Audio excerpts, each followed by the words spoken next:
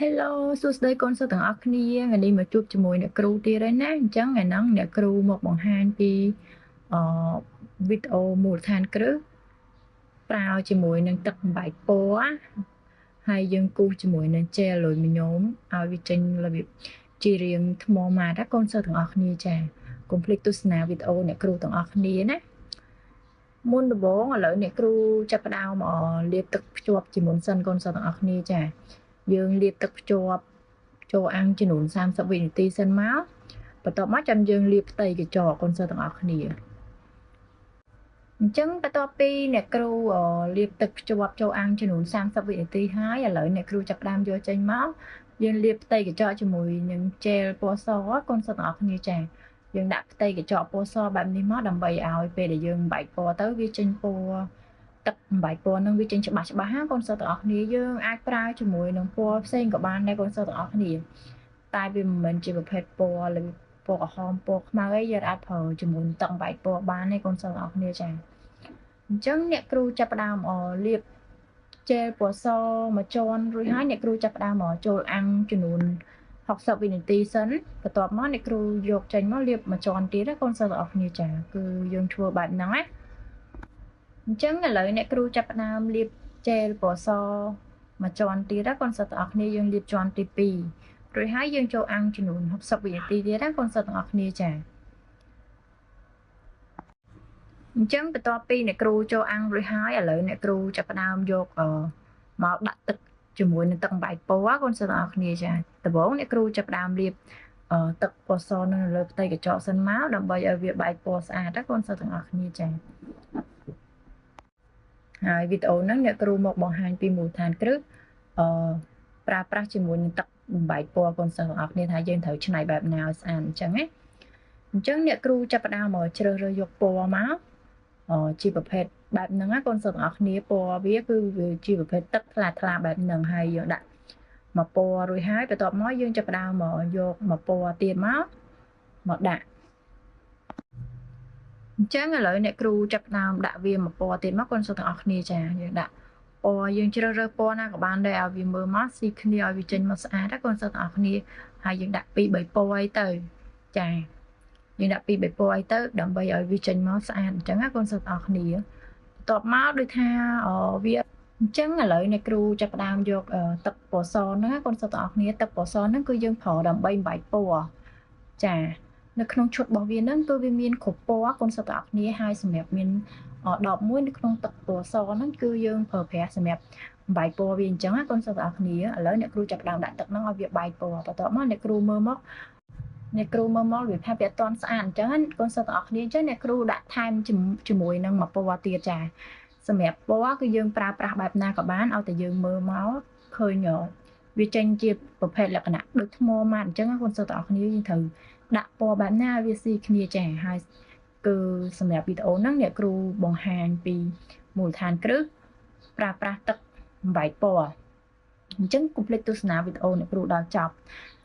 ឥឡូវអ្នកគ្រូតទៅមកម្រាមទៀតគឺអ្នកគ្រូជ្រើសរើសយកពណ៌ផ្សេងៗគ្នាបែបហ្នឹងណាកូនសិស្សទាំងអស់គ្នាចាបន្ទាប់មកឥឡូវអ្នកគ្រូចាប់ផ្ដើមដាក់មកពណ៌ទៀតមកនៅច្រកដៃហ្នឹងចាកូនសិស្សទាំងអស់គ្នាចាហើយសម្រាប់ពណ៌យើងដាក់3ពណ៌ក៏បាន4ពណ៌ក៏បានដែរកូនសិស្សទាំងអស់គ្នាតែយើងកុំភ្លេចប្រើប្រាស់ជាមួយនឹងទឹកបំបែកពណ៌កូនសិស្សទាំងអស់គ្នាចា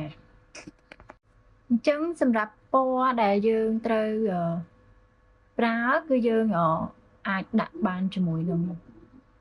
ពណ៌ណាដែលយើងគិតមើលមកថាវាស៊ីគ្នាបែបហ្នឹងណាកូនសិស្សទាំងអស់គ្នាហើយសម្រាប់ទឹកបំបែកពណ៌គឺយើងដាក់វាបន្តបែបហ្នឹងចាអញ្ចឹងការបំបែកពណ៌គឺយើងត្រូវមើលដែរចាហើយកូនសិស្សខ្លះគាត់អត់ចេះប្រើប្រាស់ជាមួយនឹងទឹកបំបែកពណ៌ហ្នឹងឯងអញ្ចឹងកុំភ្លេចទស្សនាវីដេអូអ្នកគ្រូទាំងអស់គ្នាណាអ្នកគ្រូធ្វើវីដេអូនេះបង្ហាញពីមូលដ្ឋានគ្រឹះបំបែកពណ៌អញ្ចឹងបន្ទាប់ពីយើងដាក់ទឹកបំបែកពណ៌រួចហើយយើងចូលអាំងចំនួន30វិនាទីណាកូនសិស្សទាំងអស់គ្នាចាដើម្បីឲ្យទឹកបំបែកពណ៌របស់យើងវាស្ងួតល្អវាខាំចូលគ្នាហើយឥឡូវអ្នកគ្រូតទៅមេដៃចាគឺអ្នកគ្រូដាក់បែបហ្នឹងមកឃើញអត់កូនសិស្សទាំងអស់គ្នាគឺវាបែកពណ៌ស្អាតខ្លាំងមែនតើហើយសម្រាប់ ម៉ូតនេះគឺវាស្អាតខ្លាំងហើយវាក៏ពេញនិយមដែរហើយងាយស្រួលចាអញ្ចឹងបន្ទាប់ពីអ្នកគ្រូចូលអាំងចំនួន30វិនាទីរួចហើយឥឡូវអ្នកគ្រូមកបន្ថែមអ្នកគ្រូចាប់តាមយកជែលលុយមញោមកូនសិស្សទាំងអស់គ្នាចាសម្រាប់ជែលលុយមញោមគឺវាជាប្រភេទជែលបែបហ្នឹងកូនសិស្សទាំងអស់គ្នាកូនសិស្សខ្លះគាត់អត់ទាន់ស្គាល់ទេថាអ្នកគ្រូជែលលុយមញោមហ្នឹងបែបម៉េចអញ្ចឹងហើយអត់ទាន់ពីដឹងពីរបៀបប្រើប្រាស់អញ្ចឹងណាហើយសម្រាប់ជែលលុយមញោមហ្នឹងគឺវារៀងសាច់វារៀងក្រាស់បែបហ្នឹងណាកូនសិស្សទាំងអស់គ្នាចាពេលដែលយើងគូសមកគឺវាចេញផ្ទៃវាអណ្ដែតហ្មងកូនសិស្សទាំងអស់គ្នាដល់វាចេញមកវាលេចធ្លោណាអញ្ចឹងឥឡូវអ្នកគ្រូចាប់ដើមគូសតាមទឹកអំបែកពណ៌ហ្នឹងកូនសិស្សទាំងអស់គ្នាយើងគូសធ្វើរបៀបចេញលក្ខណៈរបៀបថ្មម៉ាតអញ្ចឹងណាកូនសិស្សទាំងអស់គ្នាចាគឺស្អាតខ្លាំងមែនតើសម្រាប់សម្ភារៈប្រើប្រាស់ដែលអ្នកគ្រូប្រើប្រាស់នៅក្នុងវីដេអូហ្នឹងគឺអ្នកគ្រូមានលក់ចាសម្រាប់កូនសិស្សដែលគាត់អត់ទាន់មានគាត់អាចទិញពីអ្នកគ្រូទេវីបានណាហើយសម្រាប់ការប្រើប្រាស់ជែលលុយមញោមគឺយើងគូសវាបែបហ្នឹងកូនសិស្សអរគ្នានិយាយរួមទៅសម្រាប់ជែលលុយមញោមគឺយើងប្រើប្រាស់បានច្រើនមែនទែនហើយគូសចេញមកគឺស្អាតណាកូនសិស្សអរគ្នាហើយសម្រាប់វីដេអូនេះគឺអ្នកគ្រូគូសបែបហ្នឹងដោយសារតែអ្នកគ្រូ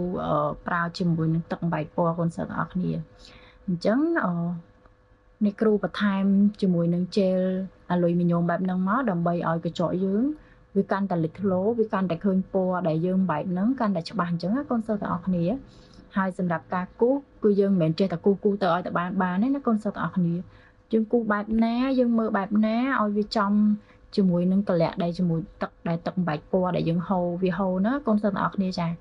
យើងគូសវាមើលមកឲ្យវាមើលមកស្អាតណា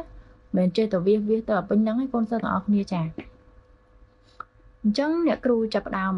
គូសបែបហ្នឹងណាកូនសិស្សទាំងអស់គ្នាគឺម៉ូតកញ្ចក់របស់យើងងាយស្រួលហើយពេញនិយមខ្លាំងមែនតើហើយសម្រាប់ជែមបែកពណ៌គឺយើងប្រើប្រាស់បែបហ្នឹងណាកូនសិស្សទាំងអស់គ្នាចាអញ្ចឹងឥឡូវអ្នកគ្រូតទៅម្រាមដៃមេកូនសិស្សទាំងអស់គ្នាចាគឺយើងគូសវាឲ្យវាចេញជាលក្ខណៈកាឡាបែបហ្នឹងណាកូនសិស្សទាំងអស់គ្នាចាហើយសម្រាប់ជែលលុយមញោមហ្នឹងគឺវាក្រាស់ជាងជែលយើងធម្មតាចាពេលដែលយើងគូសទៅគឺវាផុសឡើងណាកូនសិស្សទាំងអស់គ្នាចាវាផុសឡើងចាអញ្ចឹងអ្នកគ្រូចាប់ផ្ដើមគូសរួចហើយអ្នកគ្រូចូលអាំងសិនណាកូនសិស្សទាំងអស់គ្នាចាអ្នកគ្រូចូលអាំងចំនួន60វិនាទីអញ្ចឹងបន្ទាប់ពីអ្នកគ្រូចូលអាំងរួចហើយយើងចាប់ផ្ដើមលាបទឹក UV កូនសិស្សទាំងអស់គ្នាសម្រាប់ទឹក UV គឺយើងលាបចុងបញ្ចប់ហើយកូនសិស្សទាំងអស់គ្នាចាហើយការលាបទឹក UV ដើម្បីធ្វើឲ្យជែលយើងជាប់បានល្អនិងស្ងួតណាកូនសិស្សទាំងអស់គ្នាហើយសម្រាប់ការលាបយើងក៏មិនចេះតែលាបទៅឲ្យបានទេអញ្ចឹង